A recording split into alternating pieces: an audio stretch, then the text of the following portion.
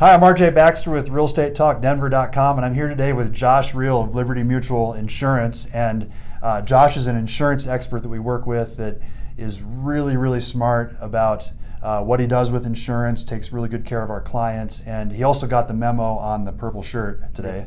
So it's a good thing on that. But Josh is here to share with us some things today about homeowners insurance specifically. But first, before we get into that, tell us a little bit more about yourself, Josh. Yeah, sure. So again, my name is Josh Riehl. Thanks for having me here, RJ.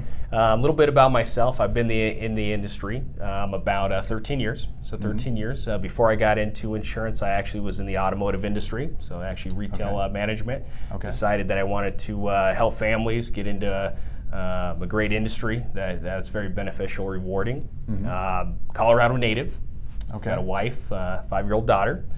Love what I do. I've worked for Liberty Mutual Insurance for 10 years now. Love the outdoors. Love what Colorado has to offer. And skier? Yep, ski. So just got our daughter on skis a couple years ago, and nice. she's looking forward to skiing this year. So we usually go up to Winter Park. And we're Winter Park people too. Oh, are you? Nice. Yeah. We're not on the Mary Jane side with her yet, but we'll get her there. It doesn't take long. No. Ours are 10 and 12, and they're out there going faster than us down the bumps. Oh my goodness. It's crazy. Awesome. Well, thank you again for being here. Yeah, thank you. So what we're going to talk about today is the #1 claim that we see in Colorado, and those of you that are watching that live in Colorado, you know what I'm talking about. It's hail. There's so many hailstorms that roll through, especially in the spring, it seems like, and it's a huge thing with insurance. So Josh is going to share with us a little bit more about hail claims, making sure that you're covered, because one of the top questions you get, from my understanding, is people ask, how do I make sure I have the right coverage? Is that right? Yeah, that's correct, RJ. One of the hot topics I get with insurance, especially people that have moved to Colorado and they hear everyone talking about the hailstorms that we do get in Colorado quite frequently now, is they want to make sure, am I covered? Do I have enough coverage on my home? Are my vehicles covered properly? And there's a lot of fine print in policies on how hail is actually paid out on a roof that people don't understand. There's a couple type of policies out there. You've got your actual cash value policy, and you have replacement cost. Replacement cost being the better one. So the easiest way to think of it is an actual cash value policy is going to still pay out for a new roof. However, they will take into account depreciation, age and wear and tear. So that just means if you have a 30-year roof, right, and you're in year 15, and you have a hailstorm that just completely demolishes the roof, what will happen is you could potentially only get 50% of the value of the roof. So you have a $20,000 roof, that's only $10,000, minus out your deductible, and you're not going to be too happy. But you might have saved maybe $200 a year, maybe $15 per month on that policy, and had no clue that what you had. And a hailstorm is going to happen in Colorado. I mean, it's not if, it's when. Yeah, I mean, I've been in my house 10 years and we've had 2 roofs. I've had 3, so we're on the same page. Yeah. So, I mean, it's so important to make sure you're covered for that. We actually found out the hard way exactly what you're talking about on our first roof. It was the, what do you call it, cash value? Yeah, the actual cash value. Yeah, so we had to come out of pocket for quite a bit, and we needed the roof, so we had to come up with a lot of money. Yeah. So it was very frustrating. So then we ended up changing carriers, and I wish I would have met you years ago, because we probably would have been covered better. Yeah, it's one of those things where when you're in the stress of getting a loan and you're moving and you're looking for a quick insurance quote, a lot of times it's easy to brief over that important information. So that's why it's really important to talk to a professional, somebody that's been in the industry a while, knows Colorado weather. A lot of times if you're getting an insurance quote, sometimes you'll if you're getting a quote from an company 800 number, and maybe their call center's in another state, maybe they don't know how much hail we get out here, and they're not as educated. So it is nice finding a local agent that lives and works here and knows how to best cover your family. Yeah, for sure. So how can we spot it on our policy? If we have a house already, we already own a house, and we're looking at our policy, is there a way to spot it on there if it's the cash value or the replacement cost? Yeah, great question. So usually on the declaration page or the quote, they usually don't They usually don't list it. Sometimes you'll see the wording ACV, RCV, RCV being replacement cost, ACV being actual cash value. Easiest way, honestly, is just ask the agent. Just ask the agent, if and when I have a hail loss on the roof, how am I covered? Okay. Is there depreciation? And then also make sure, because sometimes the policy will actually start out as the better policy, replacement cost, and there might be something in the language of the policy that actually says after the 10th year of the roof, in the 11th year, it could potentially go to ACV. So sometimes there's a time limit on it, which a lot of companies like ours will grandfather you, even if you're in the 11th year. But you just want to make sure, because every insurance company has really had to adapt and change with the amount of claims that we're getting. Because just to give an example, for every dollar we're taking in on insurance premium over the last few years, we're actually spending over $2 out on claims. I've heard that in Colorado. Yeah, it's been rough. So you have to either charge more, which home insurance policies have gone up over the years, or you have to find special language in the policy to pay out less when you do have a claim. So that's why you want to make sure that you have the correct policy. Okay, so someone has a hailstorm, let's say, and their roof is damaged, or they think it's damaged. How does that work to see what kind of coverage, that's the wrong way to say it, to see what kind of, or how they're going to be covered, or how to get reimbursed for the roof, I guess is what I'm trying to say. So you're saying once I had a claim, and now I'm in the process of submitting the claim?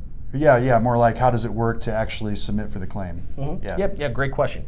So to give you an example, if you're in your home and let's say a year later you do have a hailstorm, the first thing that you want to do is when you do call up the insurance company to submit a claim, just know that if you do call claims, that will count as an inquiry on your claims history report as a claim. So if possible, have a trusted roofer come out and take a look at your roof first before you call the insurance company. Make sure you have a legitimate claim. If you do, you can always have your roofer help submit the claim, just so that there's two sets of eyes on the damage, just to make sure it goes as smooth as possible. And then what happens is they'll come out, they'll take a look at what type of policy you have, and if you have the actual cash value, they're going to estimate what the age of the roof is, take out depreciation, take out your deductible, and they give you the difference. So if the roof ends up being a $20,000 roof and you have the lesser policy, you could potentially get $10,000, $12,000, and then you owe the roofer the remaining amount. So if you have the better policy, you're only out your deductible. Okay. And you mentioned legitimate roofer. How do you know if it's a legitimate roofer? Because when we had our hailstorms, it seems like we had 5 flyers on our front door within a week and people knocking on our door. What about those guys? That's a great question. You want to make sure that when you check out the companies, not only do you check Better Business Bureau, but also the fact that you want to make sure that they've been in business at least 20 years. Locally 20 years. is preferred, yeah. Okay. You want to make sure they've been in business a while to make sure they're going to be around, because I have had those situations where somebody takes an offer from a fly-by-night roofing company. We pay out the check, they take the money, they don't come back to replace the roof, and there's nothing the insurance company can do because they already paid out on the roof. They can't pay out twice. So people just get their money taken and they don't even get a new roof. Yeah, I've seen that as well. Wow. So never pay the roofer 100% up front. If it's a legitimate roofing insurance company, what'll happen is usually they can start the job with very little down, and then you owe them the rest when it's completed. So when I've seen that happen is when people give 75% or more of the money down up front. That's when I see issues. So the good insurance roofing companies, the good roofing companies that have been around a while, have enough funds, enough money to completely finance the roof and ask for the money when it's complete, and you're happy and you're satisfied. So that's good advice. Yeah, well-established roofing company, good. And then also the Nextdoor app is a great app to use that I've seen homeowners using. Is they'll ask who's had their roof replaced recently. Who do you recommend? Okay. So checking with neighbors, checking with, and then also the insurance company will always have kind of preferred vendor list.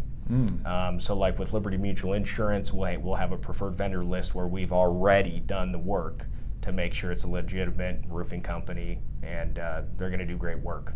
Okay. So, This is good information. Do you have any other tips on how people can look at their policies to make sure they're properly covered?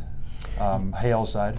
Yep. So one recommendation I have, RJ, is the quote that you initially get from the insurance company is typically one page. Once you purchase the policy, you'll notice you'll get a 50-page document in the mail with all the fine print and how things are covered, what's excluded, what's covered. Having a consultative meeting with the agent is probably the best way to go over situations of how things are covered, because who really reads all that paperwork? Right, it's a lot. It's a lot. I mean, is somebody going through the stressful situation of moving and getting a loan, and it makes it very difficult to take the time to actually do your due diligence. So have your agent working for you. That's their job. Their job is to tell you, what can I approve upon, and what's my optional coverages. What could I do better on the policy? So making sure you have a good agent, and like I said, to spot things, you can always ask for the policy language besides the quote. So you can always ask, besides the quote, can you just send me also the policy language so we can look through that as well? Rather than getting after it's too late. Right, because it seems like all too many times people just look at the bottom line number and they're not really looking at their coverages. I see that every day. You look at the quote and it has the dwelling coverage, your personal property, your deductible, and a premium. And a lot of times it's really easy just to say, okay, looks like this company has a good price, and you go with that one. And then a couple years later, you find out are coming up with $5-6 grand out of pocket for a roof. And so it costs you a lot more in the long run. A lot more in the long run, for sure. Yeah, yeah. And I've noticed that there's a big difference with working with someone like you, that someone you can talk to and trust that knows what they're talking about, as opposed to the 1-800 numbers and those types of providers, which can be fine in some cases, but to have someone that you can really talk to that can advise you the right way, I've found has been valuable for our clients. Yeah, it's definitely valuable to have somebody, like I said, that does live and work here in Colorado, that has been in the industry a while. I'd say typically, if you find an insurance agent that's been in business 5 years or more, usually they know enough about insurance to advise you the right way. So just making sure that they know the ins and outs, and they can advise you on the proper coverages and get what you need. But for sure. Yeah. Okay. Awesome. Well, anything else to add on hail damage or hail claims? Anything Well, else? not really. I mean, unfortunately, it's not going away. Nothing we can do. Sure. Nothing we can do with that. I have seen on the auto insurance side, though. I have seen a few companies that are coming up with some pretty neat things, where it's like a device you put in your trunk and you can pull out, and it kind of umbrellas your vehicle. Some contraptions to kind of prevent hail damage to your vehicle, but I haven't seen anything on the home yet. Okay. So where it brings out a shield that covers your home. Exactly. It's like hailstorm like a robotic, umbrella that. It'd be like the Jetsons or something. Yeah. But be pretty neat if they came out with something for a home. But for now, like I said, that's it. There is a pretty large discount if you have a tile roof. Okay. So if you are debating between a few homes, and one home's offering you a metal stone-coated steel roof and tile versus asphalt shingle, you'll get a much better rate on your insurance if you have tile or metal roof. So if the two homes are about the same cost, go with the one with the better roof. You'll save more. Okay. But other than that, not much you can do. So. And from my experience, if you have an asphalt shingle roof, for example, you can't get through insurance at least, you can't get reimbursed to get a metal roof put on if you already have a shingle roof and it's damaged. Is that right? Usually you can upgrade, but you'd have to pay the difference. Okay. And sometimes it's worth it if you're going to be in the home a while. I have had quite a few clients where they live in an area where they've had a couple of hail claims. They're tired of hail losses and paying deductibles, and they just paid the difference between the asphalt shingle roof and the metal roof. And if you're going to be in the home a while, it's worth it. Okay, interesting. Worth it, yeah. Okay. Well, we'd like to end each episode with 3 questions to all of our guests. So the first one is, what's your favorite place to go in Colorado? Well, RJ, probably many incredible places in Colorado to visit, obviously. Probably one of our favorite as a family is probably Breckenridge. We love the quaint, cute little town and the shopping, and we go up there every year, and so probably Breckenridge. It's probably one of our top. So very beautiful area. Okay. The next question is, do you have a book that you would recommend to the audience? Yeah, so a lot of good books out there. One recent book that I've been reading that's been very interesting is the Millionaire Next Door. Pretty neat book. It basically talks about sometimes you don't know if the person next door is that millionaire that's frugal and thrifty, and everybody these days that are trying to save money and live conservatively, and like I said, it's a different way of going through life, as far as making sure where you put your money is going to be working for you. So Millionaire Next Door, definitely recommend that. It's like the story it's life-changing. It's like the story of the lady that worked minimum wage her whole life and saved just a little bit every paycheck and ended up being a millionaire when she retired. Yeah. So it's very interesting. It's a good read for sure. Yeah. Okay. And then the final question we like to ask is, if you could have any superpower, what would that superpower be? Well, I've always wanted to fly. So if I could fly, that would be pretty neat. Since I can't fly, well, it probably runs in my family, because I've been flying hot air balloons since I was like 4 years old. No kidding. Had my certificate to fly when I was 15. Hot air balloons. So it's kind of a family business. So being up in the sky, and I've been flying drones since '09. So I've got some of the goggles where it kind of feels like you're up there with the birds. So I'd say flying. So you have to have a license to fly a hot air balloon? Yeah. Actually, pilot's license. Oh, no way. Yeah. You got to have a pilot's license, and for years and years we flew out of Chatfield because it is actually a recognized flight area for hot air balloons. Okay. So interesting. You learn something every day. I mean, I guess it makes sense you would need to have a pilot's license, but so you need the pilot's license, and but yeah, I'd say if I could do anything, it'd probably be fly. So that'd be pretty neat. yeah, that would be cool. All right. Well, thanks again, Josh, for being on the show today. We really appreciate all the tips, and hopefully some people can get a few little tidbits from that to help on their homeowner's policy. And if you have any questions about your policy, or if you want to run it past Josh, just you can reach him at the number that was on this video or below in the description of this video. And once again, my name is RJ Baxter with Fairway Independent Mortgage and realestatetalkdenver.com. This is Josh Riehl with Liberty Mutual Insurance, and you guys have a great rest of your day. Thank you.